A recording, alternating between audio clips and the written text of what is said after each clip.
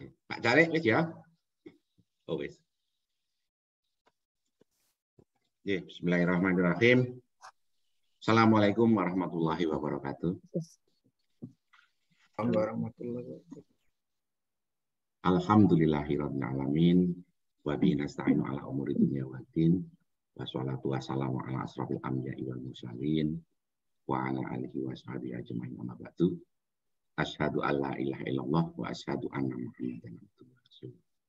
Rabbi shrah li sadri wa yassir li amri wa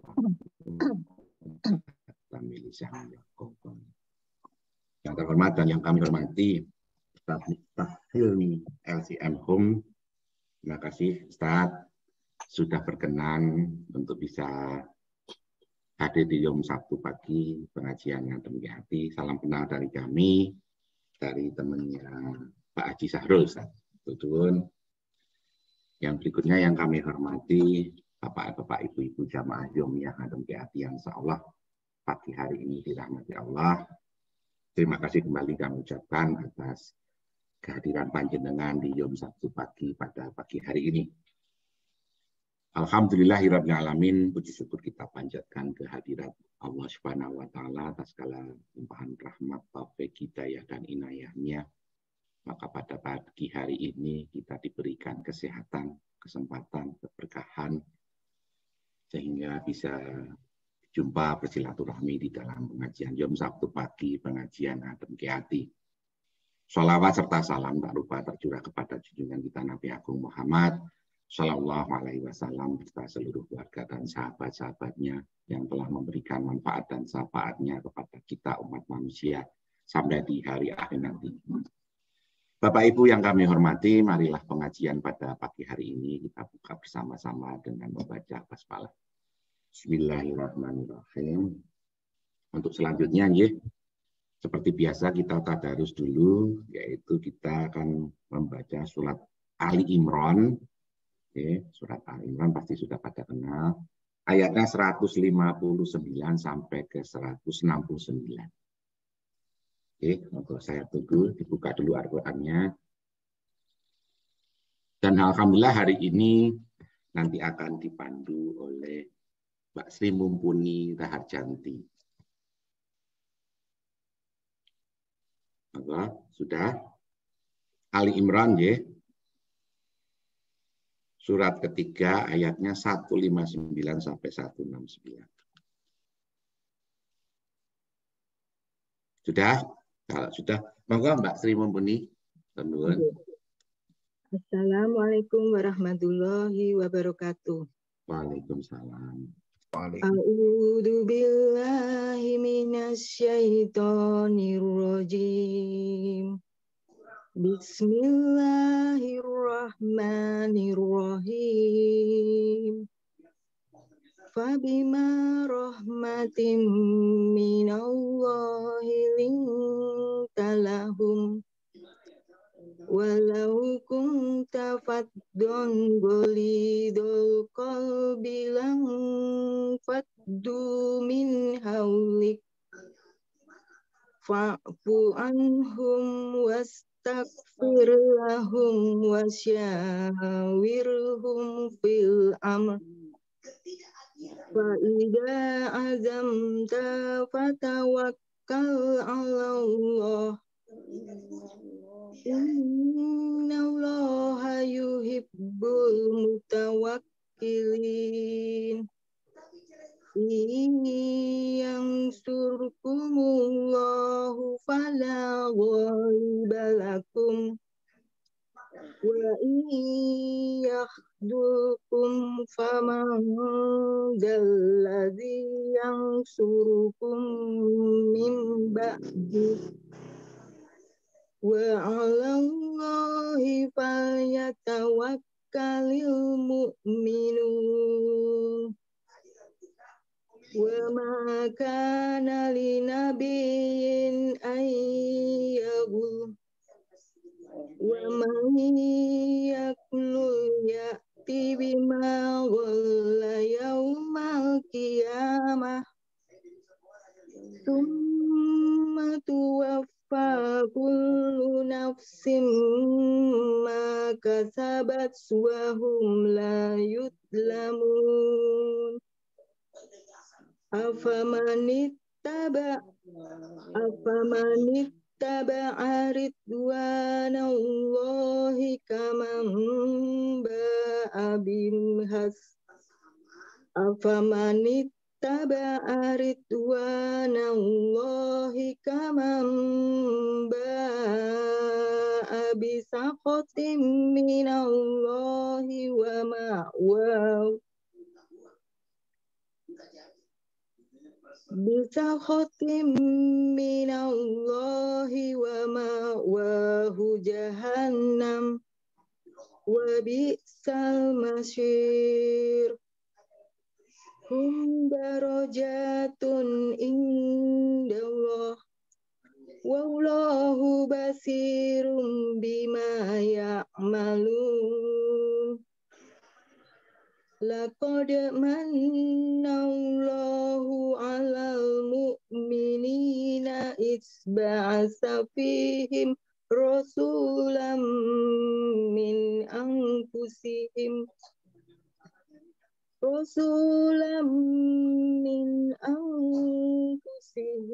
yatlu 'alaihim ayatihi wa yuzakkihim wa yu'allimuhumul kitaba wal hikmah wa in kanu min qablu lafi dolalim mubin. Awalam ma asobatkum musibatun qad asobatkum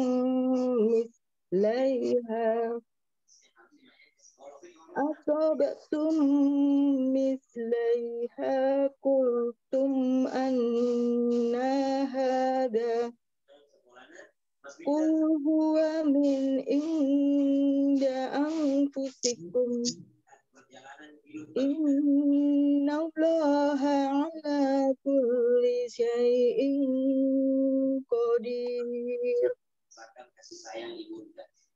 Wa ma asobakum yawma yaqul jam'ani fa bi ismillahi waliya'lamal mu'minin waliya'lamal ladina nafaqu wa qila lahum ta'alau qatilu fi sabilillah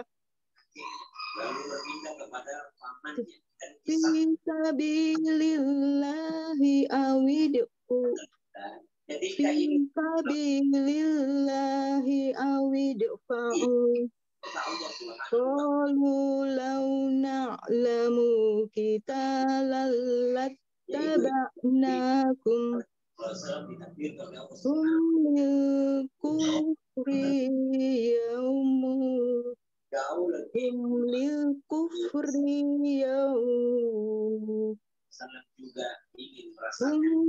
humil kufri yawma idin aqrabu minhum lil iman yaquluna bi aqwahim ma laysa fi qulubihim wallahu a'lamu bima yaktumun. Alladzina qalu li ikhwanihim wa qa'adu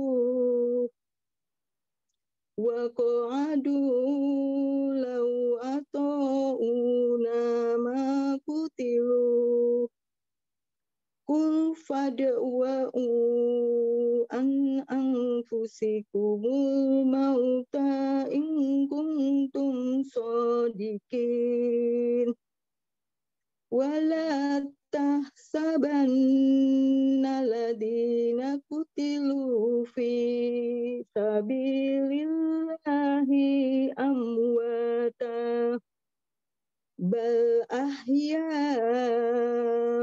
inda rabbihim yurzaqun. Shadaqallahul azim. Aku berlindung kepada Allah dari godaan setan yang terkutuk dengan nama Allah yang Maha Pengasih dan Penyayang. Maka berkat rahmat Allah, engkau Muhammad berlaku lemah lembut terhadap mereka.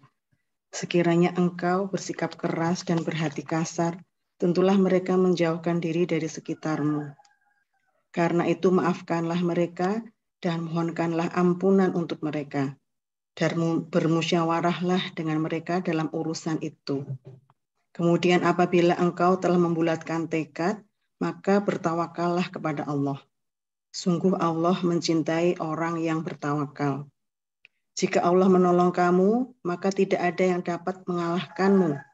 Tetapi jika Allah membiarkanmu, tidak memberi pertolongan, maka siapa yang dapat menolongmu setelah itu? Karena itu, hendaklah kepada Allah saja orang-orang mukmin bertawakal. Dan tidak mungkin seorang nabi berkhianat dalam urusan harta rampasan perang.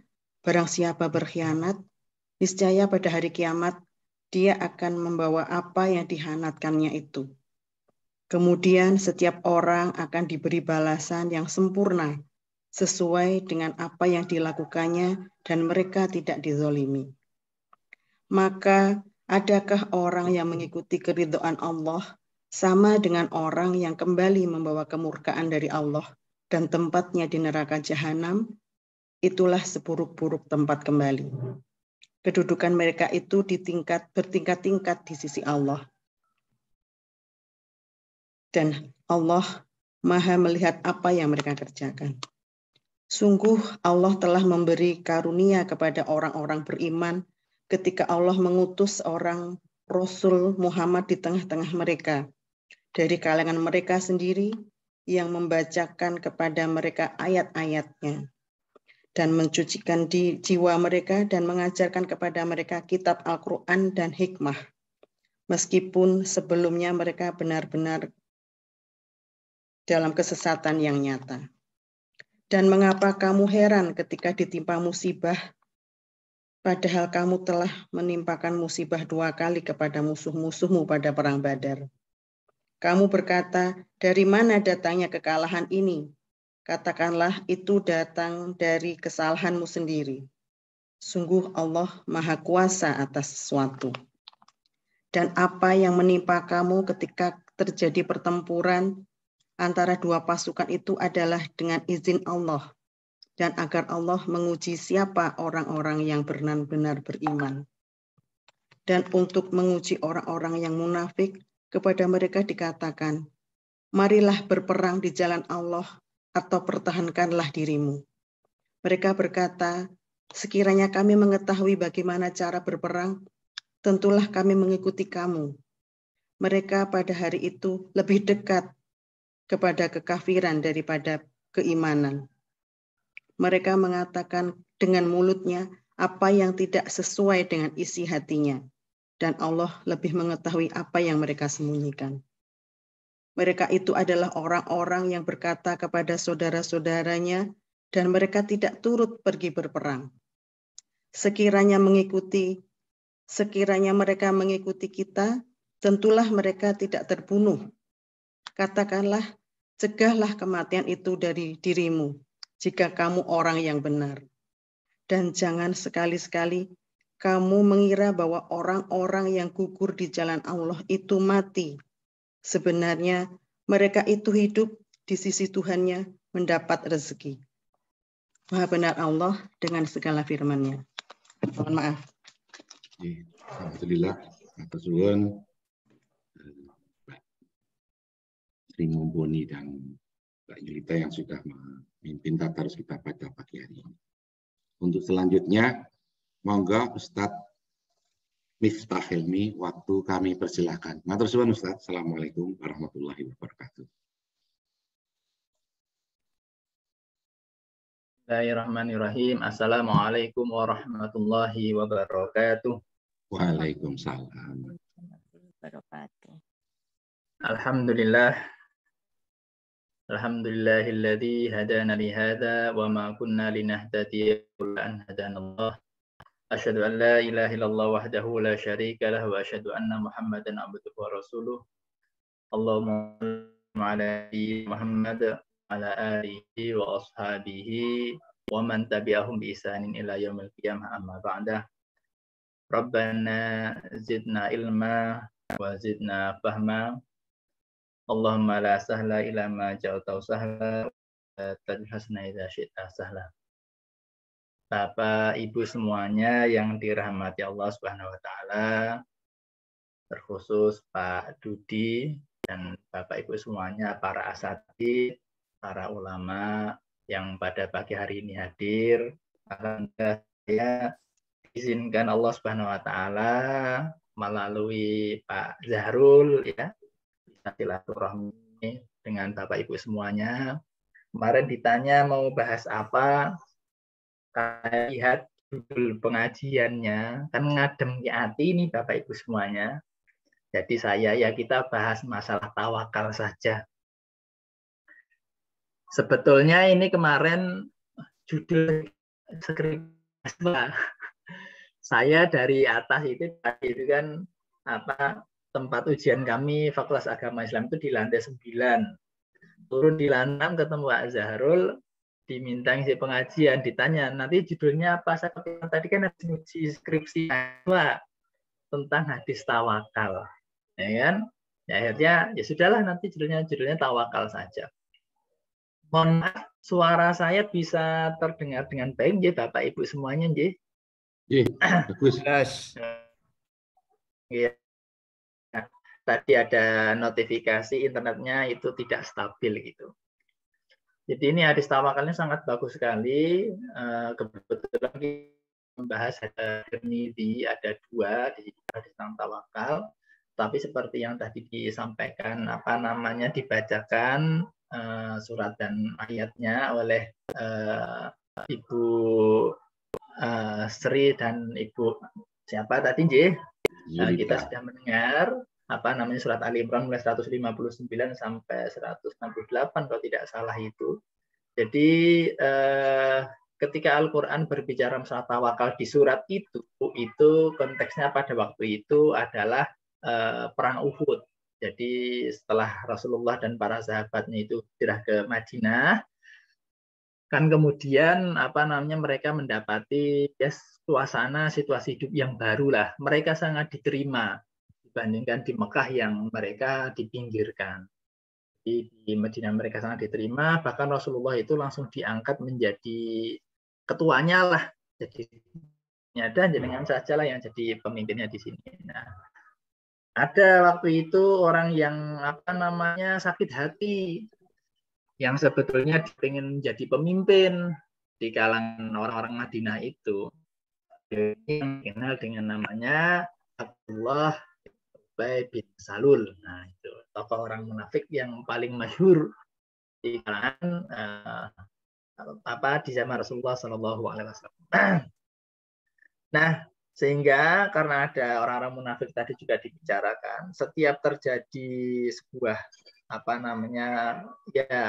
peperangan, karena kan akhirnya mau karena 2 kelompok ini beda pandangan dan memang selalu tegang antara orang Quraisy yang di Mekah, dan sebetulnya kan Rasulullah dan para sahabat juga orang Quraisy, cuma sudah bercampur dengan Buddha, bercampur dengan non Quraisy, karena itu selalu mengajarkan persamaan ya, bahwa manusia itu semuanya sama di hadapan Allah. Jadi tidak orang Quraisy, tidak orang Arab, ya, tidak orang kulit putih, tidak orang kulit hitam, semuanya sama. Sehingga di para sahabat itu ya sama statusnya. Tapi di kalangan Quraisy itu kan mereka merasa berbeda, mereka merasa bahwa mereka itu adalah yang paling hebat lah. Nah, karena ini bersih tegangan, ya kan terjadi peperangan mau tidak mau. Jadi sebetulnya sesuatu hal yang tidak diinginkan, tapi memang ya seperti itu dunia kita hidup. Nah, alhamdulillah kita ini Bapak Ibu semuanya hidup di dalam keadaan aman ya. Perangnya sudah zaman dulu, di zaman simbah Bapak kita semuanya di tahun-tahun ya 1945 setelah dan sebelumnya itu kan zaman penjajahan, yang kemudian zaman penjajahan cukup lama itu memunculkan gerakan-gerakan bagaimana kita mereinterpretasi lagi Quran dan sunnah Nabi Muhammad SAW. Itu nanti panjang ceritanya. Jadi ini menceritakan tentang perang Uhud tadi, Ali Imran 159. Perang Badar, perang Uhud, alhamdulillah perang Badar kita menang. Di perang Uhud mungkin ya agak aleman gitu kalau Bapak Ibu. Kalau individu itu kan setelah dia menang sesuatu kan dia agak aleman gitu. Ternyata ini juga bisa jadi pada sebuah masyarakat.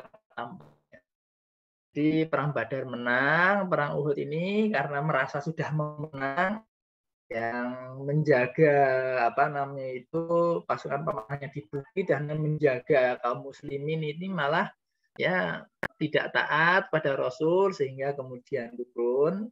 Ya seperti kita sudah tahu semuanya lah, kemudian diserang dari belakang, kemudian kita kalah. Nah setelah itu ayat ini bagus sekali karena dikatakan dengan rahmat Allah itu lintalahum, kamu lemah lembut kepada mereka. Jadi walaupun sudah kalah, tapi Rasulullah SAW itu masih berlemah lembut kepada umatnya, kepada para sahabat, dan tidak keras hati, memaafkan mereka, mohonkan ampun terhadap mereka. Ini nanti Bapak Ibu bisa refleksikan ya. Jadi karena di sekitar kita itu sering sekali anak kita baru berbuat kesalahan sedikit saja kita sudah marah-marah. Kita anak kita atau mungkin kalau Bapak Ibu cucu-cucunya aja ya sudah punya cucu berapa Bapak Ibu. Alhamdulillah ya. Nah itu baru kalau kita tidak marah lah, biasanya itu anak ya mungkin ya. Nah anaknya buat kesalahan sedikit ada marah. Atau ada suatu hal kesalahan di kepanitiaan mungkin sudah tidak berkenan hatinya, sudah ya agak panas hati. Padahal ini perang Uhud, kesalahan pasukan pemanah itu Rasulullah tidak marah-marah. Jadi ini salah satu hal yang bisa dipelajari. Lalu kaitannya dengan tawakal itu seperti ini. Karena sebelum peperangan Uhud itu para sahabat itu kan bermusyawarah. Nah, bermusyawarah Rasulullah itu ingin supaya kita menahan orang Quraisy itu di di luar Madinah.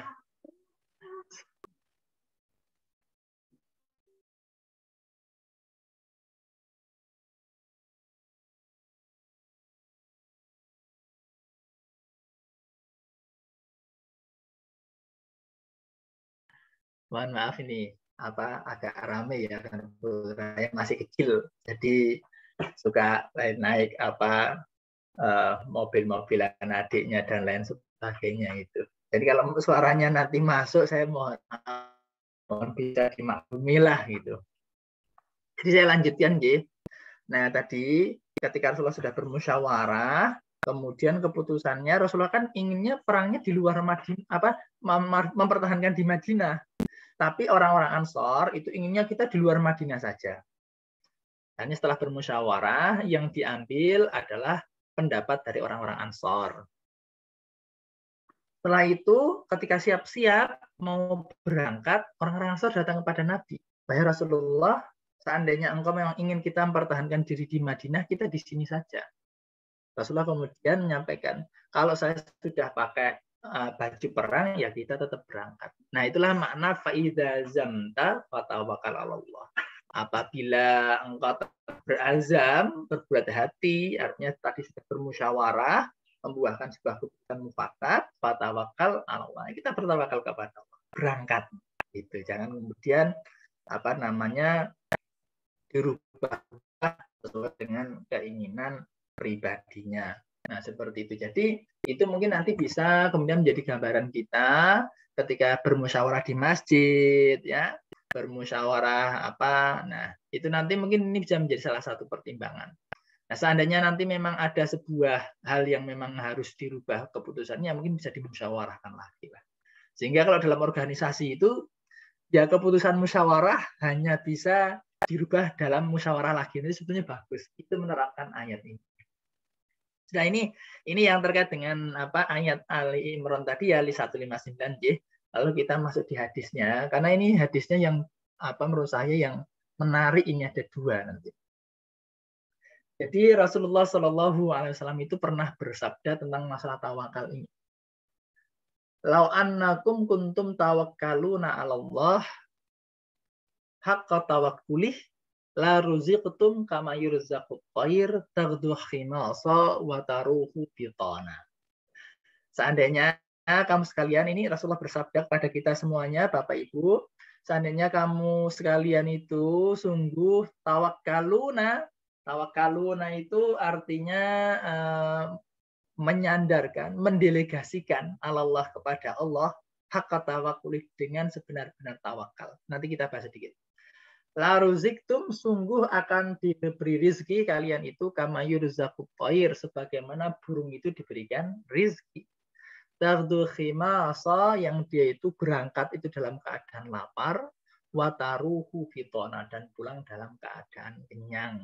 Nah, ini hadisnya hasan sahih, la na'rifu illa min hadzal wajhi. Jadi hasan sahih, cuma satu jalur, diriwayatkan Tirmidzi. Jadi sebagai tambahan ya, kalau Tirmidzi menulis hadis, ini Tirmidzi itu adalah penulis hadis ya, mukharrij ya, orang yang menulis hadis dalam kitabnya, termasuk kitab-kitab induk pokok. Jadi Bapak Ibu semuanya nanti kalau mendapatkan hadis harus dirujuk kepada kitab-kitab pokok gitu. Karena kadang kan di internet riwayat siapa, riwayat ini betul nggak di kitab pokoknya itu ada. Tuh, nah ada paling tidak ya Tirmidzi termasuk 6 imam hadis seperti itu. Yang termasuk kitab pokok ya di abad 3 biasanya. Nanti abad 4 itu ada yang biasanya di kita itu Tobroni gitu. Hakim, Ibnu Huzaimah itu juga termasuk pokok, tapi itu abad selanjutnya munculnya. Nah, hadisnya itu hasan sahih. Kalau Bukhari Muslim itu kan cuma sahih saja. Tapi kalau Tirmidzi ada beberapa hadis disampaikan ini hasan sahih loh. Hasan sahih itu apa? Nah, hasan sahih itu punya dua makna, Bapak Ibu. Kalau dia jalurnya ada dua, atau jadi dalam satu jalur dia kualitasnya hasan, di jalur yang lain kualitasnya sahih. Jadi kayak gitu. Itu pertama. Tapi kalau yang hadis ini karena la na'rifu illa min hadzal wajhi, karena hanya memiliki satu jalur, maka maksud Tirmidzi hasan sahih itu bisa jadi ya, ini kan penafsiran Ibnu Hajar kepada Tirmidzi. Imam Tirmidzi pada waktu itu mendapati sebagian ulama pada zaman itu mensahihkan dan sebagian ulama pada zaman itu menghasankan atau tidak mensahihkan. Karena problem kesahihan dan hasan itu ada pada kualitas perawinya. Nah, ini kan. Jadi kualitas itu ada dua, Bapak Ibu. Ini sambil kita belajar ilmu hadis ya. Nah, kualitas rawi itu ada dua. Pertama masalah keadilan, kedua. Nah, masalah keadilan itu ya biasanya berhubungan dengan karakter. Karakter itu ya kalau dia pembohong berarti dia tidak adil. Kalau dia fasik dia tidak adil. Termasuk jahalah juga masuk. Kalau namanya kedobitan itu masuk dalam kualitas kepandaian. Jadi kualitas keilmuan. Hafalannya kuat itu dobit. Tapi kalau hafalannya lemah itu berarti dia tidak dobit. Atau hafalannya suka ketukar-tukar tidak dobit. Nah, termasuk di sini ada kata tadi Bapak Ibu semuanya tawakaluna. Saya coba share screen ya nanti biar aduh.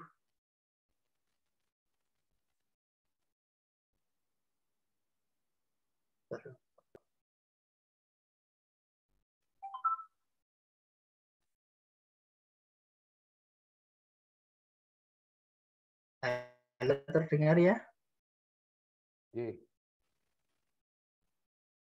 Cek.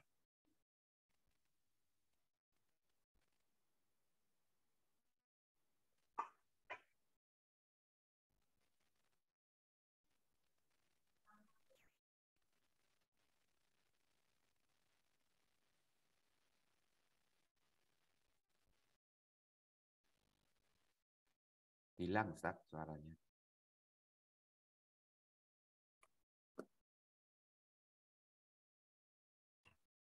Pak Ustadz, sinyalnya jelek nih. Gitu.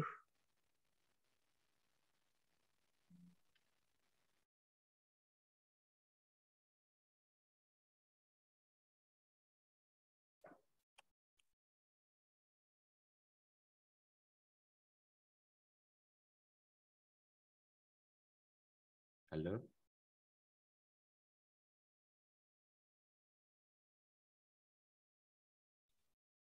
Tentunya tadi sudah ngentik sinyal ya. Jadi kendala ya.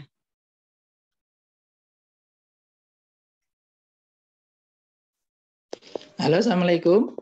Waalaikumsalam warahmatullahi. Mohon maaf, saya sudah putus lama, J. Enggak lama, Pak. Bentar. Enggak lama kok, Pak. J, ini saya ganti lewat HP saja. Ini sepertinya laptopnya malah hang ini. J. Tadi saya sampai yang mana? Apakah pas keputus pas di Qur'annya atau sudah membahas masalah hadis, J? Perawi. Quran, Al-Quran Ustaz, belum masuk. Mau share screen tadi. Ya, mau share screen. Oh, pas mau share screen, J. Nggih ngapunten, ini kok malah laptopnya hang ini, J. Saya lanjutkan saja. Jadi ini berarti tidak bisa share screen ya, karena saya pakai HP dan saya matikan saja apa namanya itu videonya biar lebih ringan. Terkait dengan hadis tadi, jadi kan saya ulangi lagi, ada hadis Rasulullah sangat bagus sekali. Lau annakum kuntum tawakkaluna 'alallah haqqa tawakkulih la ruziktum kama yurzaqut thair taqdu khimasa wa taruhu bitana. Jadi seandainya kamu sekalian itu bertawakal kepada Allah dengan benar-benar tawakal, sungguh akan diberikan rizki sebagaimana burung itu diberikan rizki. Dia itu pergi dalam keadaan lapar, pulang dalam keadaan kenyang. Hadisnya Hasan Sahih. Tadi saya sudah cukup banyak membahas Hasan Sahih. Kalau umpamanya tadi tidak putus nih, tapi kalau karena sudah putus, saya kalau mau ulangi, saya kira nanti membutuhkan waktu yang cukup lama. Saya langsung ke matannya saja. Nah, di matannya itu Bapak Ibu semuanya ada yang menarik, karena ada yang matannya itu tatawakkaluna, ada yang tawakkaluna. Beda aja, kalau tatawakaluna itu artinya bertawakal kepada Allah, artinya menyandarkan diri kepada Allah. Kalau tawakaluna itu artinya mendelegasikan. Jadi kenapa hadis ini bisa memiliki redaksi yang berbeda? Nah, ini memang para perawi itu ketika dia meriwayatkan hadis, terkadang dia itu punya persepsi sendiri atau dia itu memiliki hafalan yang agak lupa sedikit. Jadi dia walaupun hanya hilang taknya, tapi itu kan mempengaruhi makna. Cuma ini menjadi menarik. Menariknya seperti ini Bapak Ibu. Barang siapa yang mendelegasikan urusannya kepada Allah, haqqa tawakkuli, dengan sebenar-benar tawakal, berpasrah kepada Allah. Loh, kok kita mendelegasikan urusan kepada Allah? Betul. Bapak Ibu kalau ketika mau mau tidur, ketika mau tidur itu kan ada doanya. Selain yang bismika Allahumma ahya bismika amut itu loh Bapak Ibu, ada doa yang lain, nanti Bapak Ibu bisa mencari doanya itu. Di kitab-kitab doa Imam Nawawi itu ada, namanya Al-Adhkar itu. Jadi Allahumma aslamtu nafsi ilaika wa wajhtu wajhi ilaika wa fawwadtu amri ilaika. Itu kalau kita berdoa seperti itu dan kemudian kita sambil mengucapkannya dengan sadar, itu menjadi rasanya enak karena kita memasrahkan urusan kita kepada Allah. Yaitu kan jadi wa fawwadtu amri ilaika. Itu artinya saya pasrahkan urusanku kepada Allah Subhanahu wa taala. Nah, itu artinya itu tawakalnya itu artinya mendelegasikan urusan kepada Allah. Ada banyak urusan di dunia ini itu yang bukan urusan kita. Itu ya. Jadi Bapak Ibu tentu ya mungkin sudah lebih memahami daripada saya ya, karena dari segi umur tentu Bapak Ibu lebih memiliki pengalaman yang lebih banyak lah. Nah, seperti itu. Jadi urusan-urusan dunia itu ada yang memang dia urusan kita, tetapi banyak sekali urusan dunia itu yang sebetulnya itu dia merupakan urusan Allah, tetapi kita mencoba untuk mengambilnya gitu, sehingga kita terkadang stres sendiri. Nah itu.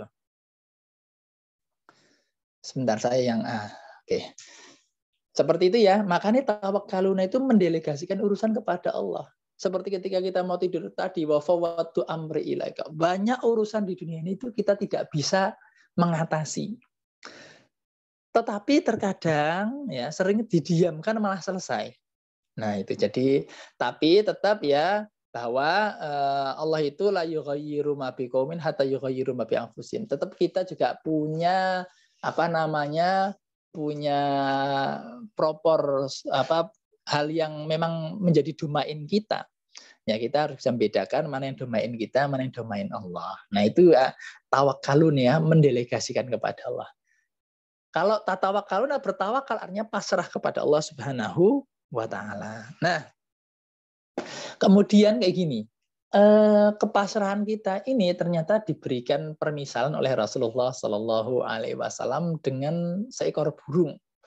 Nah ini akhirnya saya mengajak Bapak Ibu semuanya untuk melihat ayat Al-Quran tentang alam. Memang kita ini diajak oleh Al-Quran itu untuk mentadaburi alam seperti itu. Jadi Bapak Ibu bisa melihat ya di contohnya surat Al-Baqarah 164 itu Allah berfirman, Inna fi khalqis samawati wal ardi wa ikhtilafil laili wan nahari wal fulkil lati tajri fil bahri bima yanfa'un nas wa ma anzalallahu minas sama'i min ma'in fahiya bil ardi ba'da mautiha wa batha fiha min kulli dabbah wa tasrifir riyahi was sahabil musakhkhari bainas sama'i wal ard la ayatil liqaumi ya'qilun. Jadi sesungguhnya dalam penciptaan langit dan bumi dan dalam pergantian malam dan siang ya dan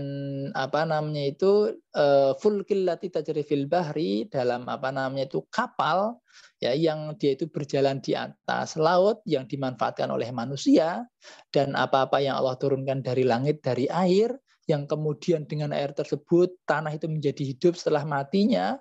Dan kemudian dabah itu para hewan itu berjalan di atas tanah tadi mencari rezeki Allah dan kemudian pergerakan angin dan awan yang ditunjukkan oleh Allah di antara langit dan bumi itu semuanya tanda-tanda kekuasaan Allah bagi orang yang berpikir. Nah, jadi inilah kemudian kenapa Rasulullah SAW itu memberikan permisalan dengan seekor burung.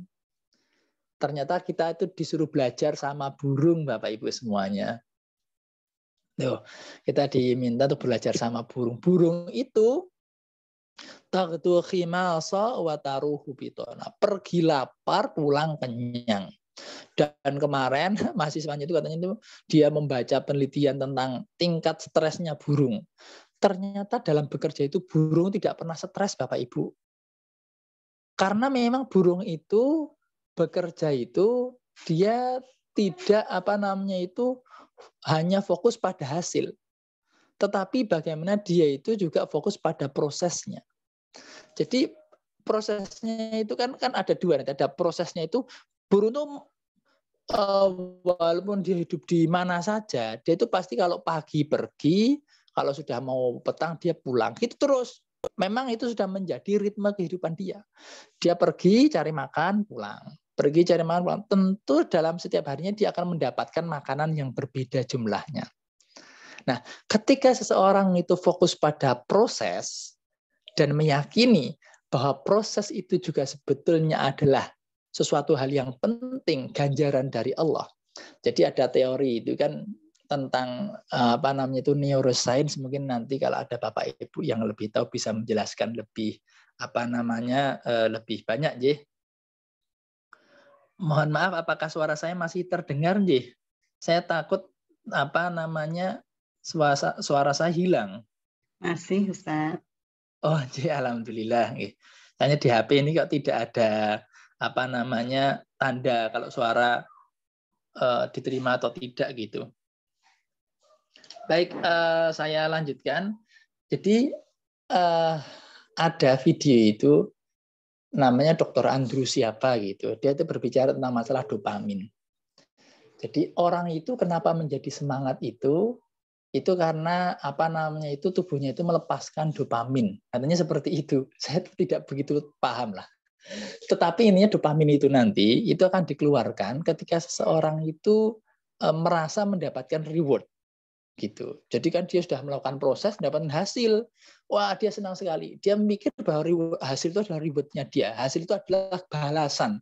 Hasil itu adalah ganjaran dari Allah gitu. Tetapi menurut teori dia itu tidak seperti itu harusnya. Proses itu juga reward gitu. Jadi baik hasil maupun proses itu semuanya adalah reward.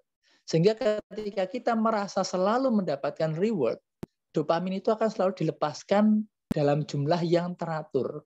Sehingga orang itu cenderung memiliki semangat hidup yang stabil. Beda kalau dia berhasil, dia semangat, senang sekali. Tapi setelah itu dopaminnya tidak dilepaskan lagi, dia kemudian tidak bersemangat lagi. Sehingga dia sangat volatil. Tidak stabil semangat hidupnya itu. Nah, supaya semangat hidupnya stabil, kita harus memahami bahwa baik proses maupun hasil itu semuanya adalah reward.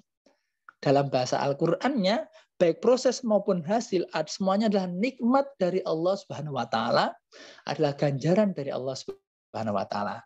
Jadi proses kita itu juga nikmat Allah loh. Jadi kita proses bisa bekerja, ya, bisa hidup, bisa makan, bisa berjalan, itu kan semuanya proses ya. Bisa belajar, bisa mengetik, bisa memasak, itu proses semua yang itu semuanya adalah reward, adalah nikmat dari Allah Subhanahu wa taala. Hasilnya, hasil belajar, hasil bekerja, hasil memasak itu juga reward dari Allah Subhanahu wa taala, nikmat dari Allah Subhanahu wa taala. Setelah itu apa? Fa idza faragta fansab, kan setelah itu kita berdoa kepada Allah dengan hasilnya, kemudian kita berproses lagi. Sehingga seperti ini terus. Karena hidup kita itu proses terus. Nah, kalau kita memahami seperti ini, nah, kita tidak akan pernah berhenti. Belajar itu minal mahdi ilal lahdi. Dari kita lahir ya, sampai kita di liang lahat. Itu proses belajar terus tidak pernah selesai. Gitu ya. Termasuk proses hidup terus sampai kita nanti beristirahat dipanggil Allah Subhanahu wa taala. Nah, seperti itu ketika kita betul-betul memasrahkan diri kepada Allah Subhanahu wa taala, kira-kira nanti akan menjadi seperti itu. Seperti burung tadi, burung itu berproses gitu. Dia kerja dapat. Ya dapatnya itu beda-beda lah. Tidak mungkin kan burung dapat sama terus, masuk dapat sehari pasti dapat 2 on makan, kan tidak. Tapi dia berubah-ubah.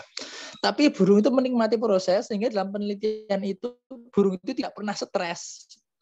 Nah, itu burung tidak pernah stres. Dia bekerja saja, pergi cari makan pulang, pergi cari makan, tidak pernah stres seperti itu. Nah, ini bisa kita contoh. Kita melakukan sesuatu yang bermanfaat, alhamdulillah selesai dapat hasilnya, besok lagi berproses lagi dapat hasil terus. Nah, hasilnya kita tawakal kepada Allah. Nah, saya tidak akan berpanjang-panjang. Terakhir saya tutup saja karena nanti kalau terlalu panjang juga tidak bagus ya, apalagi ini online. Saya tutup dengan sebuah hadis sangat bagus sekali ini hadisnya. Jadi di zaman dulu itu ada akhwani, 2 sahabat, 2 saudara ala hadin Nabi sallallahu alaihi wasallam di zaman Muhammad sallallahu alaihi wasallam. Nah, satunya itu yatin Nabi, datang kepada Nabi, belajar kepada Nabi terus. Wal akhar yahtarif, dan yang satunya lagi itu selalu bekerja. Nah, orang yang bekerja ini akhirnya dia mengadu kepada Nabi, wahai Nabi, masa saya bekerja kok saudaraku nggak kerja malah di masjid aja bertemu dengan jenengan. Nah, gitu. Maka Nabi kemudian bersabda, la'allaka turzaku bihi. Nah, semoga engkau diberikan rizki bihi dengan saudaramu tadi yang hanya di masjid, yang hanya belajar. Jadi Anda bekerja, membiarkan saudara Anda tadi belajar, nanti Anda kasih nafkah. Nah, dengan itu semoga menjadi wasilah Anda akan mendapatkan rezeki dari Allah Subhanahu wa taala. Jadi ternyata ketika kita bekerja kita juga harus bertawakal kepada Allah. Dan banyak hal-hal lain itu yang mempengaruhi pekerjaan kita. doa saudara kita, doa orang tua kita, amal soleh kita, ketakwaan kita, sedekah kita, ya, doa dari anak-anak kita, itu mempengaruhi apa yang kita lakukan. Nah, jadi sambil kita bekerja, kita bertawakal, dan kita yakin ternyata Allah itu akan memberikan kepada kita itu ya dari berbagai macam sudut pandang. Nah, ini juga ada dalam bab tawakal itu. Maka kemudian juga saya sampaikan, maka Bapak Ibu semuanya, mari kita berproses dalam kehidupan kita ini seperti burung tadi yang tidak pernah stres dalam berproses, maka kita jangan pernah stres dalam berproses. Kita yakin bahwa proses hidup ini adalah nikmat dari Allah, sehingga ketika kita menjalani, ini loh nikmat Allah loh, saya bisa jalan kaki ke masjid. Banyak yang tidak bisa berjalan kaki, ya. Kita bisa pergi bekerja, banyak yang tidak bisa bekerja. Jadi ini prosesnya sudah nikmat.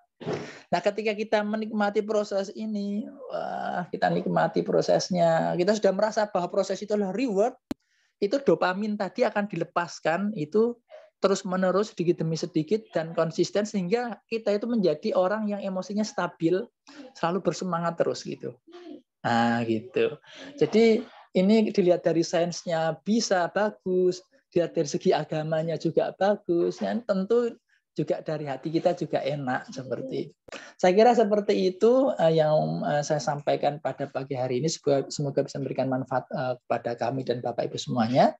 Saya mohon maaf seandainya tadi ini banyak gangguan ya, karena online ya, ada koneksi, ada suara anak saya karena saya di rumah ya, dan lain sebagainya lah. Tapi semoga bisa memberikan manfaat lah untuk kita semuanya.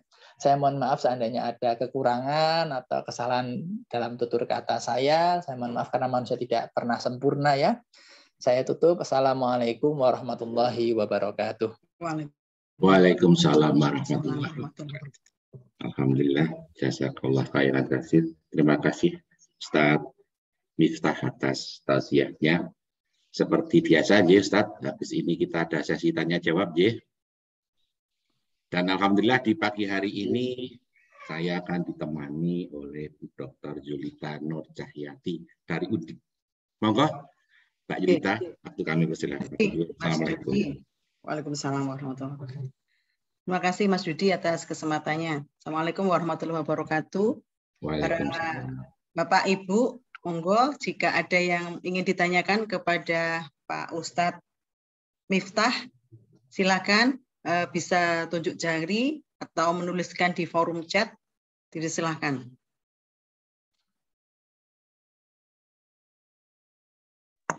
Boleh izin? Oke, monggo Bu Wisnu, silakan disampaikan. Ustaz, syukran Ustaz penjelasannya. Mungkin saya boleh bertanya Ustaz? Ya, silakan Ibu. Ada 2 pertanyaan Ustaz. Pertama berkaitan dengan tawakal ya Ustaz ya. Yang urusan Allah dan urusan kita, Ustaz. Masalah yang itu haknya Allah yang menyelesaikan dan kita yang menyelesaikan. Biasanya kalau yang berkaitan dengan mendidik anak itu luar biasa ya, kita sering emosi. Kadang-kadang kan kalau orang yang punya target itu biasanya lebih cepat marah ya Ustaz. Dibandingkan orang yang mungkin tidak punya target. Seorang pemimpin terhadap bawahan itu kan biasanya lebih cepat marah ya Ustaz ya, dibandingkan dengan mungkin sesama gitu ya Ustaz, karena sesama itu tidak punya target terhadap yang lainnya Ustaz. Nah, orang tua terhadap anak itu terutama ujian kita ya Ustaz ya. Nah, kalau permasalahan itu yang supaya kita menata diri kita ya Ustaz ya, menata emosi kita atau menata hati yang mungkin supaya kita tidak marah. Urusan kita, target kita terhadap anak, pemilahannya seperti apa Ustaz? Ini adalah wilayahnya Allah, ini wilayahnya kita. Nah, itu pertanyaan saya pertama. Mungkin itu yang belum banyak yang belum kita kuasai atau harus terus kita pelajari karena kita cenderung cepat marah terhadap anak. Kemudian yang kedua Ustaz, soal munafik ya Ustaz ya. Biasa itu yang saya rasakan tuh kalau di dalam instansi ya Ustaz, di dalam lembaga atau di dalam perkumpulan dakwah biasanya Ustaz. Itu yang kita kan sering tersindir merasa munafik gitu ya Ustaz ya. Ada suatu kebijakan kebijakan yang kadang-kadang kita tidak setuju, sehingga kita tidak terlibat di dalamnya. Nah, itu sering mungkin kalau di dalam komunitas tersebut kita bisa diistilahkan, disindir sebagai yang tidak mengikuti aturan. Padahal sesuatu yang tidak merusak apa ya Ustaz. Misalnya gini, perbedaan orang yang dakwahnya mungkin secara sembunyi dengan dakwahnya secara terang-terangan di dalam bersedekah misalnya. Nah, itu seperti apa Ustaz? Kita memilah hati kita supaya walaupun kita mungkin tidak setuju, tidak terlibat, tapi kita tidak merasa diri kita menyimpang gitu kan. Hati kita tetap membiarkan mereka melaksanakan, tapi kita tidak melaksanakan. Apakah itu termasuk munafik gitu Ustaz? Itu 2 pertanyaan saya. Syukur Ustaz.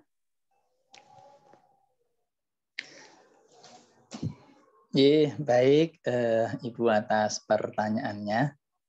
Saya langsung jawab saja, Nggih, semampu saya. Iya, Ustaz, langsung dijawab saja. Terima kasih, Ibu. Pertama terkait dengan domain manusia dan domain Allah Subhanahu wa taala itu termasuk wilayah yang sangat abu-abu, tetapi dalam hadis kita sudah diajarkan ada namanya jodoh, rezeki dan kematian itu menjadi domain Allah. Masalah yang gaib, masalah ruh, ketika ada orang Yahudi bertanya kepada Rasul, maka dikatakan bahwa masalah ruh itu masalahnya Allah, yang gaib itu masalahnya Allah. Rasulullah pun tidak tahu kecuali hanya sedikit dan lain sebagainya. Jadi itu abu-abu, tetapi sudah ada beberapa clue yang diberikan Allah Subhanahu wa taala. Jadi hasil ya, tadi kan kematian, jodoh, rezeki itu kan hasil ya, itu terlihat tadi disampaikan itu adalah domain Allah memang. Karena hasil itu domain Allah, ketika kita mentarget sesuatu, termasuk masa depan dari target kita. Masa depan itu kan suatu hal yang gaib, itu termasuk domain Allah. Nah, apakah kita tidak boleh kemudian mentargetkan memiliki tujuan masa depan yang baik? Tentu maknanya bukan seperti itu. Karena dalam ayat-ayat Al-Quran dijelaskan ya bagaimana supaya kita ini menjadi baik dunia dan akhiratnya. Berarti kita kan harus mentargetkan supaya masuk surga. Supaya dunia kita tuh masa depannya baik. Robbana atina fid dunya hasanah itu kan dalam surat Al-Baqarah bercerita tentang itu kelompok ayat-ayat haji. Kemudian orang yang berhaji itu ada loh yang diantara mereka itu cuma mencari dunia saja. Tetapi kan banyak ibu yang berhaji ketika umroh itu loh. Kan banyak orang dari mana jualan ke Mekah itu membawa barang dagangan, jadi mau jualan. Nah, di antara mereka itu ternyata disindir oleh Allah, ada yang hanya nyari dunia saja. Itu disindir dalam Al-Quran loh. Tetapi ada di antara mereka itu yang mencari fid dunya hasanah fil akhirati hasanah gitu. Nah, karena kita ini dunianya harus baik dan akhirnya harus baik, kan berarti kita memang harus punya tujuan. Kita mau ke arah mana, targetnya seperti apa. Dengan penuh kesadaran bahwa masa depan itu adalah gaib dan gaib itu adalah menjadi domain Allah. Jadi itu termasuk kesadaran kita. Nah, maka kita harus merancang. Pertama kita harus merancang, punya rencana. Dan rencana itu bisa berhasil kalau kita punya ilmu. Bagaimana supaya anak kita menjadi baik. Nah, yang harus kita lakukan apa? Ya kita harus melakukan pertama. Kalau umpamanya saya ya, berarti kita harus belajar. Mencari ilmunya dulu. Gimana sih caranya supaya anak menjadi baik? Ternyata banyak ilmunya. Ada ilmu yang gaib, ada yang tidak gaib. Yang gaib itu seperti ini. Yang gaib itu kita harus tahu bahwa doa orang tua itu termasuk doa yang makbul. Tapi doa yang makbul itu kan juga harus terus-menerus. Nah, maka kita manfaatkan itu. Doa orang tua doa yang makbul. Kenapa saya tidak doakan? Terus-menerus. Supaya anak saya menjadi anak yang baik. Itu pertama. Tetapi terkadang kita itu menginginkan suatu hal yang tidak baik. Nah, ketika kita berdoa, kemudian kita doanya spesifik, ya Allah jadikanlah anak saya itu sebagai, katakanlah sebagai pendidik, atau sebagai pedagang, atau sebagai tentara gitu. Ternyata dalam perspektif Allah melihat itu tidak baik bagi dirinya. Sehingga dia tidak menjadi seperti apa yang kita inginkan. Ya kita juga terkadang harus sadar seperti itu. Jangan sampai nanti kita ingin supaya anak kita baik, tapi kita harus menjadi ini. Nah itu juga mungkin kita salah melihat kalau sampai itu. Jadi kita harus tentu sebagai orang tua kita harus open mind, memiliki pikiran yang terbuka bahwa anak kita itu bisa jadi dia baik di tempatnya yang mungkin bisa jadi kita atau bisa jadi tidak tahu, tapi kita doakan terus. Pertama itu, jadi doa orang tua itu makbul, maka kita manfaatkan itu. Termasuk waktu-waktu yang istijabah. Ilmu yang kedua itu juga kita harus punya ilmu mendidik anak. Baik kalau dalam psikologi itu kan nanti ada yang behaviorisme ya, yang sifatnya sangat mekanis gitu. Ada yang humanisme, tidak salah itu. Karena istri saya kan yang pendidikan psikologi itu. Nah, ada bagian tetangga saya itu dia bukan orang pendidikan, bukan orang psikologi, tapi dia selalu ikut seminar-seminar itu. Akhirnya dia belajar mendidik anak itu dengan cara behaviorisme. Dan dia merasa dirinya berhasil. Jadi hanya memanfaatkan reward and punishment saja sebetulnya. Ada 3 mungkin intinya, reward and punishment, kemudian komitmen. Ya, komitmen itu termasuk di dalamnya ketika melakukan reward dan punishment itu tidak boleh lembek. Jadi kalau salah ya salah, benar yang benar. Bahkan ketika anaknya harus nangis sampai senangis-nangisnya itu, kalau dia salah dan memang tidak berhak mendapatkan reward, ya tetap tidak dikasih gitu. Awalnya berat, tapi pada akhirnya dia bisa. Gitu. Anaknya itu sangat taat, gitu, manut sama aturan-aturan yang dia buat. Jadi semacam ada kontrak belajar itu kan putranya ada 7. Tapi selain itu juga harus memiliki situasi dan kondisi yang situasi yang kondusif. Artinya antara para pendidik itu dia sama-sama memiliki jalur pemikiran yang sama sehingga anak itu tidak bingung dalam memahami benar dan salah. Jadi mamanya ayahnya seperti ini, ibunya juga harus sama. Itu harus punya. Nah, yang repot kalau di rumah itu ada banyak, ada ayah, ada ibu, ada simbah, ada simbah putra, simbah putri, wah ada adiknya, semua punya pikiran berbeda. Itu mesti anaknya bingung. Gitu. Nah, ini termasuk ilmu, maka ilmu ini juga pertama harus kita gali terus. Kalau kita punya ilmu, insya Allah nanti kita tidak mudah marah. Jadi nanti seandainya ada target, ilmunya bagaimana. Kalau targetnya tidak tercapai, ya sebetulnya tidak perlu marah juga ya sebetulnya ya. Ya tidak apa-apa, berarti mungkin kitanya saja, caranya bagaimana supaya tercapai. Mungkin. Jadi pertanyaan itu penting Bapak Ibu semuanya. Kita bukan bertanya salah siapa yang salah sehingga target saya tidak tercapai, bukan seperti itu bertanyanya. Tetapi kenapa target ini tidak tercapai, strategi apa yang harus saya lakukan. Nah, strategi apa lagi, strategi terus. Dan tadi kita menikmati proses ini. Karena proses ini kan nikmat dari Allah, kita bisa berpikir. Itu kan banyak orang yang sudah tidak mampu berpikir, Bapak Ibu semuanya. Kita masih bisa berpikir, itu nikmat dari Allah. Jadi ini strategi apa dengan situasi dan kondisi kita masing-masing yang berbeda ya. Saya punya kondisi sendiri Bapak Ibu. Dan Bapak Ibu juga punya kondisi sendiri. Ya, itu kondisi itu akan mempengaruhi cara mendidik anak kita. Saya punya kondisi, Bapak Ibu punya kondisi. Nah itu nanti kita hanya strategi saya gimana ya. Nah itu saya kira seperti itu, dan itu kita sudah mendapatkan pahala karena kita tidak pernah putus asa, kita tidak pernah marah, mampu menahan marah itu juga termasuk tanda ketakwaan. Dan kalau orang yang takwa itu akan mendapatkan muflih, mendapatkan keberuntungan. Nah itu jadi itu semuanya kan ilmu-ilmu gaib ya. Itu jadi ya gitu proses terus saja. Nggak pernah selesai. Bahkan mungkin anaknya sudah berkeluarga, doa itu tetap, doa orang tua itu mustajab, tetap didoakan terus. Nah, itu. Nah, nanti hasilnya memang ya hasil akhir menjadi domain Allah. Tapi dalam berproses terus itu. Nah, kita nikmati itu. Nah, itu nikmat Allah, ganjaran Allah kita bisa berproses. Saya kira pertama itunya. Kalau seperti itu saya kira nanti kita tidak marah kalau seperti itu ya. Karena ya sebetulnya mengapa marah gitu kan. Kalau anak kita seperti itu kan tinggal kita berpikir saja ini strateginya apa. Nah jadi kita lebih pada strategi terus, ilmu ditambah terus gitu. Strategi kita tetap menentukan strategi yang bisa kita lakukan apa, dengan situasi dan kondisi kita. Nah, saya kira seperti itu. Lalu yang kedua terkait dengan apa namanya ketika kita di ranah di tempat kerja. Jadi saya kira di tempat kerja itu memang banyak hal, terkadang apalagi kalau ada sebuah keputusan yang kita tidak setuju, tapi kita tidak bisa protes gitu kan, apa namanya karena kita tidak cukup kuat, apa namanya posisinya. Ya banyak hal memang ada istilah namanya muslih dan solih ya. Muslih itu orang yang melakukan islah, melakukan apa perbaikan, islah. Ada orang soleh itu orang yang baik. Nah kalau itu seperti dalam istilah Rasul dan Nabi dulu ketika kita belajar. Nabi itu dia tidak wajib tabligh, tidak wajib menyampaikan, tetapi bagaimana dirinya itu menjadi baik.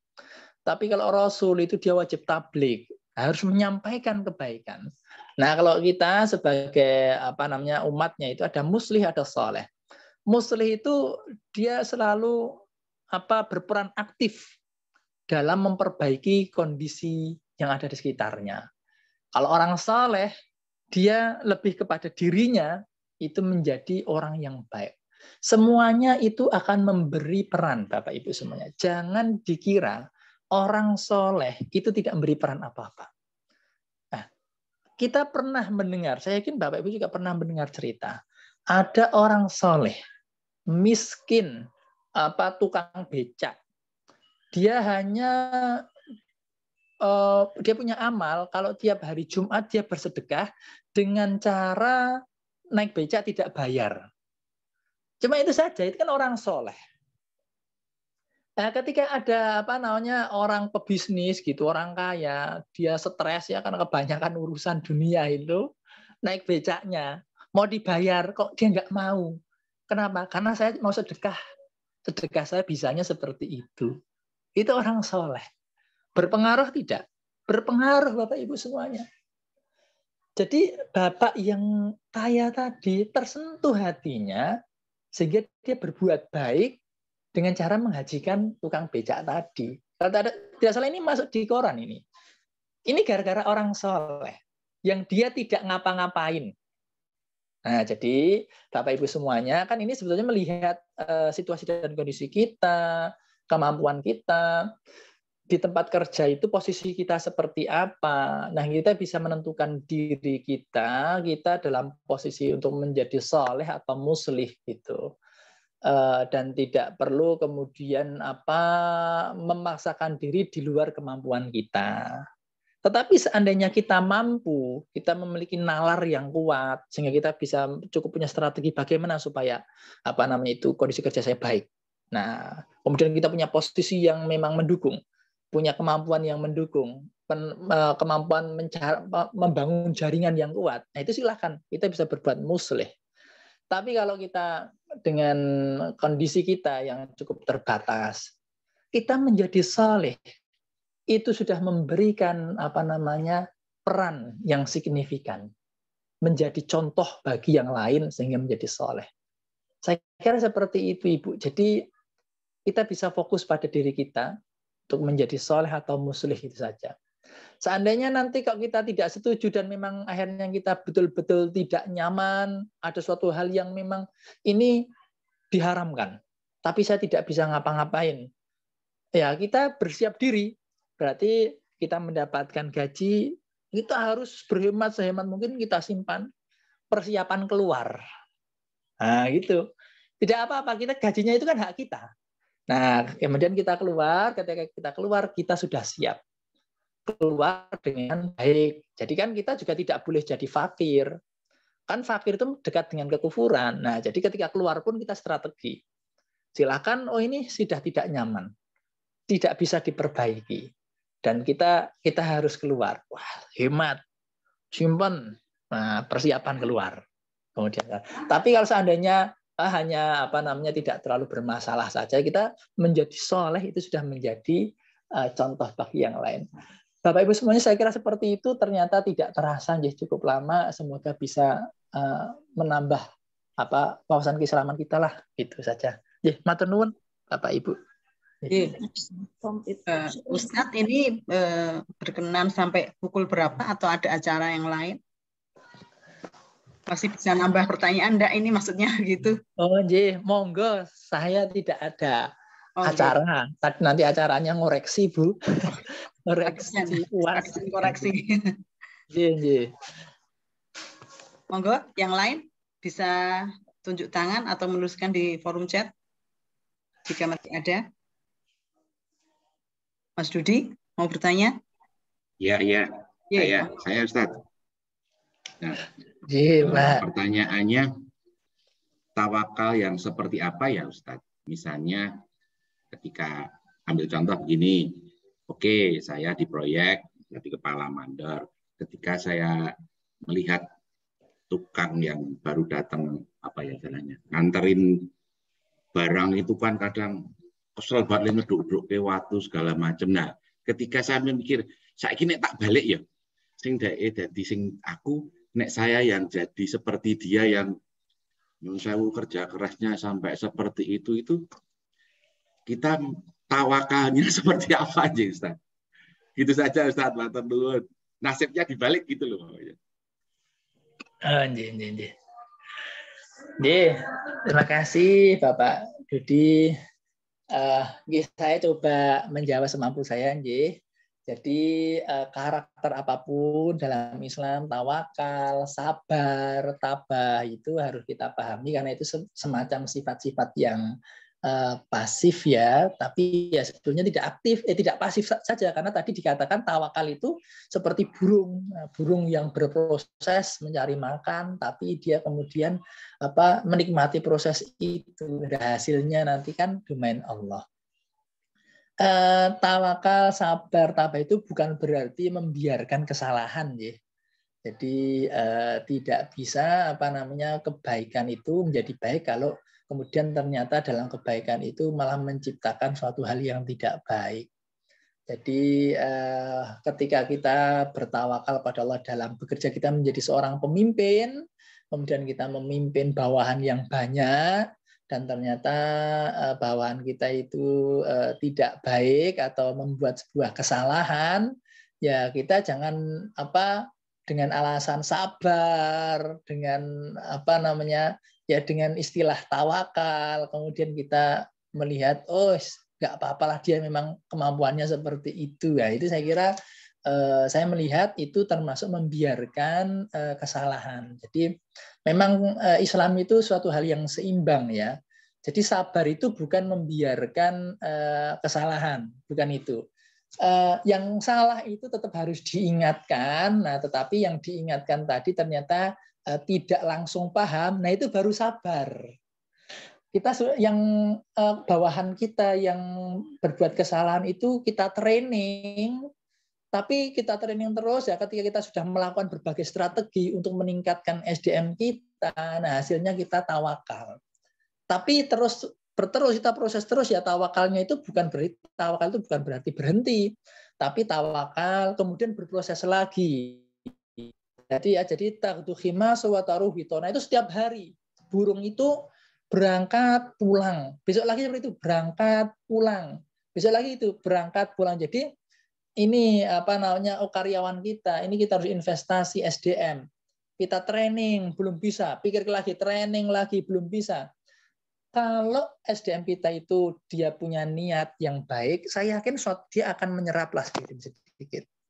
Tetapi kalau ternyata dia memang tidak memiliki will, tidak memiliki keinginan untuk menjadi baik, berarti termasuk SDM yang bermasalah dan akan menimbulkan masalah yang banyak.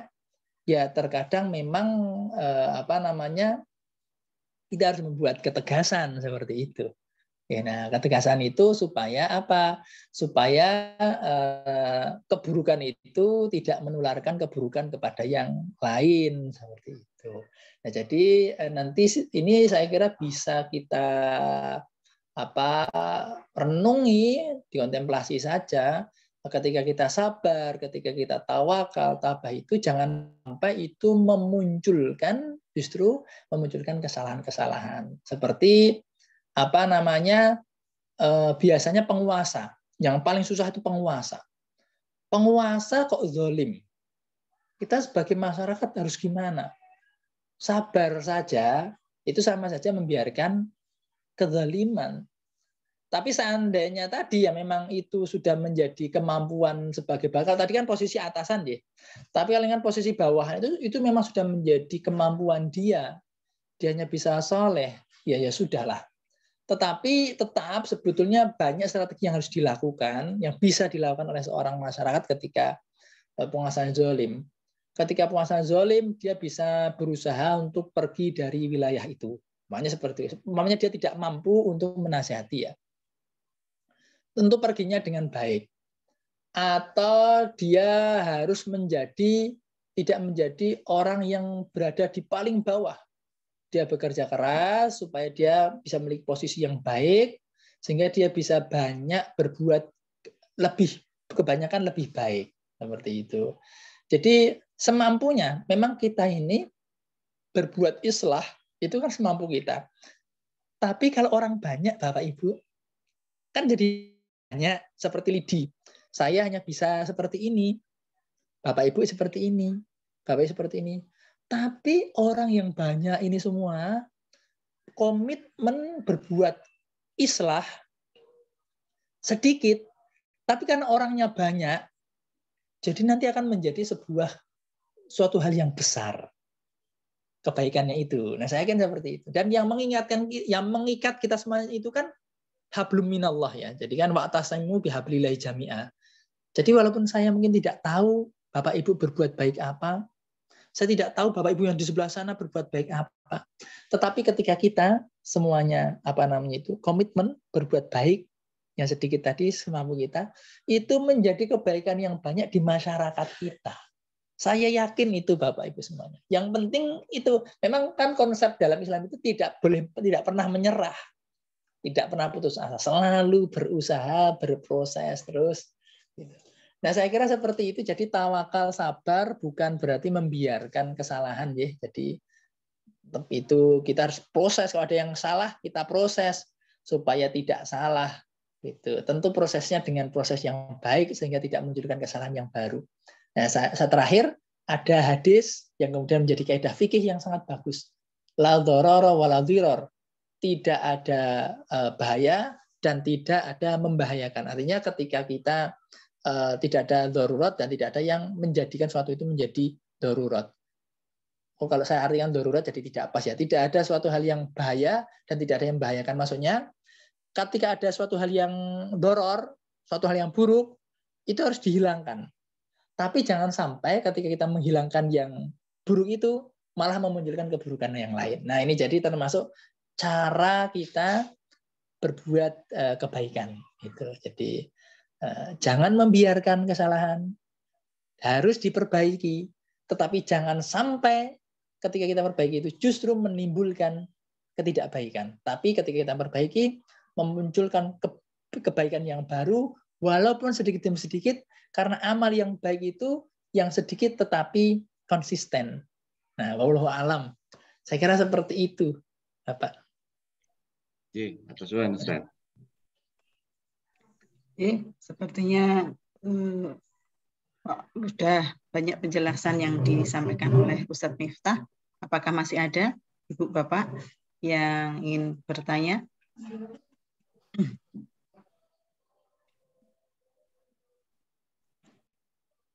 Saya cek di sini belum ada yang raise hand.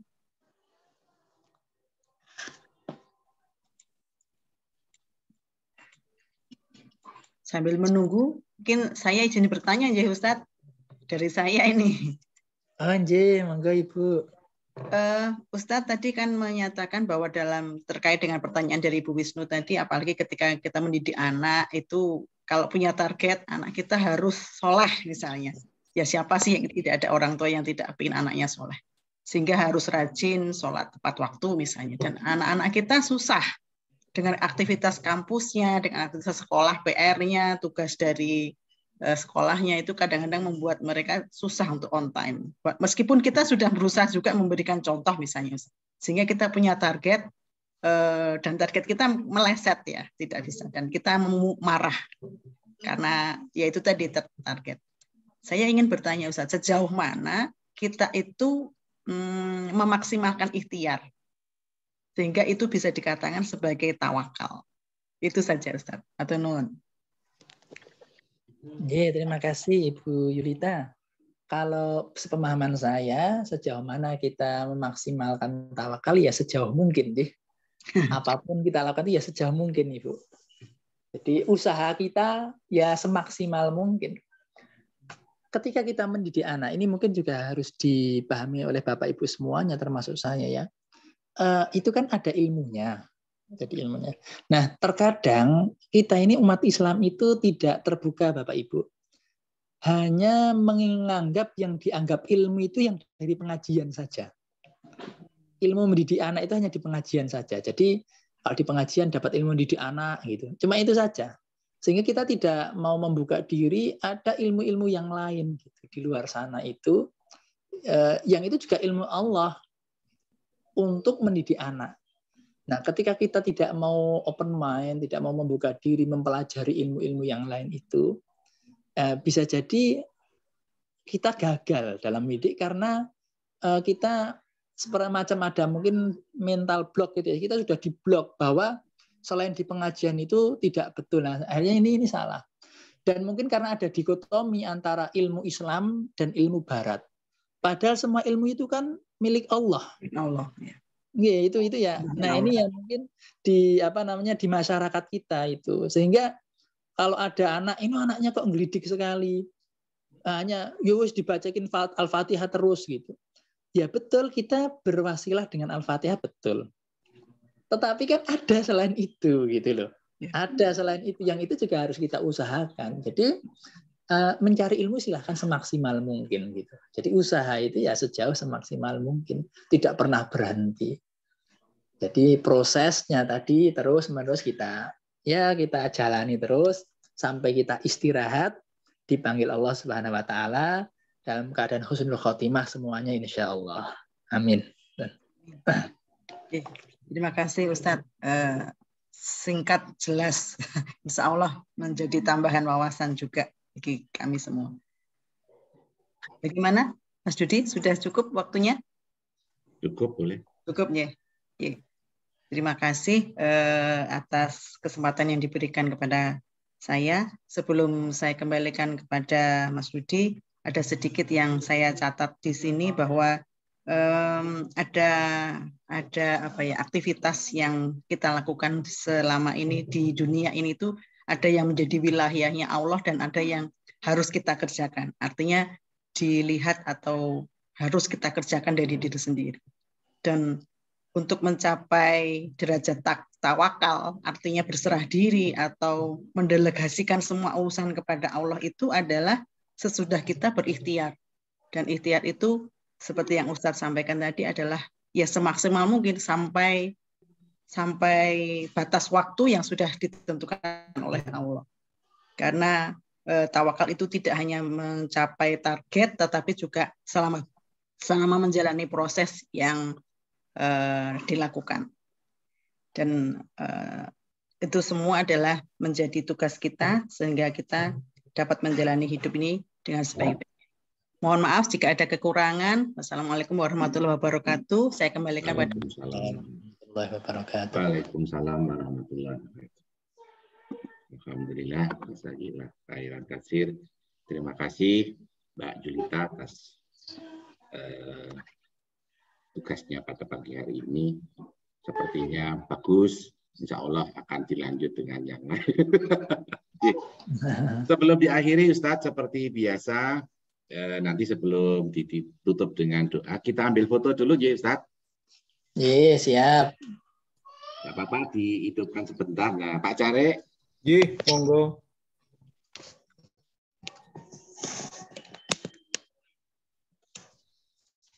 Iya, 1, 2, 3. 1, 2, 3. Iya, sampun. Alhamdulillah. Sebelum ditutup, ini ada pengumuman. Insya Allah yang akan hadir di Sabtu depan adalah Ustadz Abdul Jamil. Jadi dicatat, jangan sampai lupa Sabtu depan. Insya Allah bertemu dengan Pak Ustadz Abdul Jamil dari Fakultas Hukum UII. Ya, sebelum ditutup, monggo Ustadz bisa dipimpin doanya, ya. Semuanya, Bismillahirrahmanirrahim. Mari kita tutup pengajian pada pagi hari ini, pengajian ngadem ke hati ya. Semoga supaya tambah adem ya, kita sama-sama berdoa kepada Allah Subhanahu wa taala. Namun sebelumnya menjadi tradisi baik di kita sama-sama berwasilah dengan bacaan Al-Fatihah bersama-sama. Al-Fatihah. A'udzu billahi minasyaitonir rajim. Bismillahirrahmanirrahim. Alhamdulillahirabbil alamin. Arrahmanir rahim. Maliki yaumiddin. Iyyaka na'budu wa iyyaka nasta'in. Ihdinas siratal mustaqim. Siratal ladzina an'amta 'alaihim ghairil maghdubi 'alaihim waladdallin. Amin. A'udzu billahi minasyaitonir rajim. Bismillahirrahmanirrahim. Alhamdulillahirabbil alamin. Wassalatu wassalamu ala nabiyyina Muhammadin wa ala alihi wa ashabihi ajmain. Warhamna mahum ya Allah, innaka anta arhamar rahimin. Innaka anta arhamur rahimin. Allahumma ighfir lil mu'minina wal mu'minat wal muslimina wal muslimat al ahya'i minhum wal amwat. Innaka sami'un qaribun mujibud da'wat wa yaqadal hajat. Allahumma inna nas'aluka ilman nafi'a wa rizqan thayyiba wa amalan mutaqabbala. Allahumma inna nas'aluka al-huda wat-tuqa wal-afafa wal-ghina. Allahumma hdina wa hdi bina waj'alna sababan liman ihtada. Rabbana la tu'akhidna in nasina aw akhtana. Rabbana wa la tahmil 'alaina isran kama hamaltahu 'alal ladzina min qablina. Rabbana wa la tuhammilna ma la taqata lana bih wa'fu 'anna waghfir lana warhamna anta maulana fansurna 'alal qaumil kafirin. Rabbana hab lana min azwajina wa dhurriyyatina qurrata a'yun waj'alna lil muttaqina imama. Rabbana atina fid dunya hasanah wa fil akhirati hasanah wa qina adzabannar. Subhana rabbika rabbil izzati amma yasifun. Wassalamun alal mursalin walhamdulillahi rabbil alamin. Ya, alhamdulillah. Sekali lagi, jazakallah khairan katsir. Terima kasih Ustadz Miftah Hilmi atas tausiahnya pada pagi hari ini. Bapak Ibu sekalian, mohon dimaafkan ya kalau ada salah dan khilaf dari kami. Marilah pengajian di pagi hari ini kita tutup bersama-sama dengan membaca doa kafaratul majelis. Subhanallahumma wa bihamdika. Asyhadu an la ilaha illa anta astaghfiruka wa atubu ilaik. Terima kasih banyak. Sampai bertemu di Sabtu depan bersama dengan Ustadz Abdul Jamil. Billahi taufiq wal hidayah. Wassalamualaikum warahmatullahi wabarakatuh. Waalaikumsalam.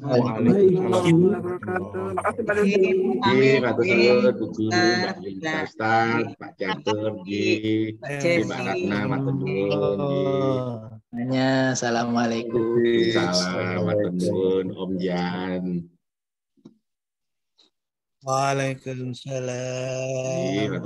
Mas Catur. Turun, Pak Om Eris. Izin live nggih, Pak. Nggih, monggo Pak. Pak Heru matur suwun.